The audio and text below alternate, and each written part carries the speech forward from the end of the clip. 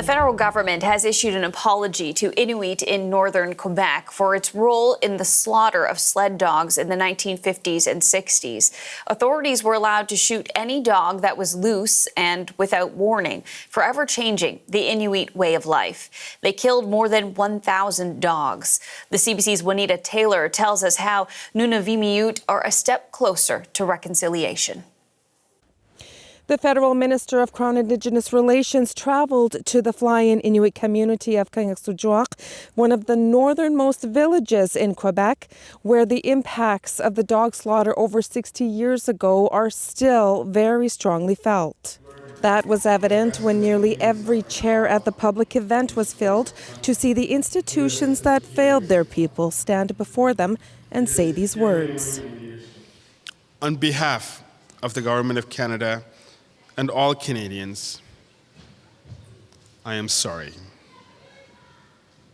I'm sorry. Please forgive us.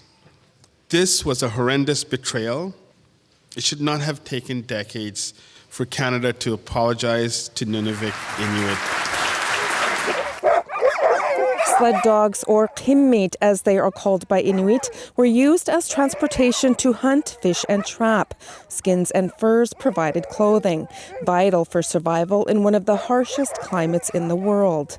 But that was disrupted in the 1950s and into the 60s when authorities began slaughtering dogs that were not tied up and without warning, after Inuit began settling into communities because their children were mandated to attend school. Pita Atami is president of Makivik Corporation representing Nunavik Inuit. He has been pushing for this apology for over 2 decades. It's going to go some ways to help the people that need the help, especially the elders that are still alive and the descendants of the families that lost their dogs.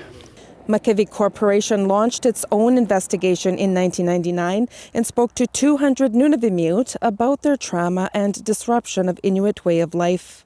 And a 2010 report from a retired Superior Court of Quebec judge found Quebec provincial police officers killed more than 1,000 dogs. What the federal government is apologizing for is allowing this to happen, knowing and understanding the importance of sled dogs in Inuit culture. In 2011, the province of Quebec formally apologized to Inuit and Nunavik for the province's role and settled with Makivik for $3 million toward promoting and protecting Inuit language and culture. With the apology comes $45 million. It will go towards compensation to survivors and initiatives to revitalize the culture of dog team ownership in Nunavik. Juanita Taylor, CBC News, Kujwak, Nunavik.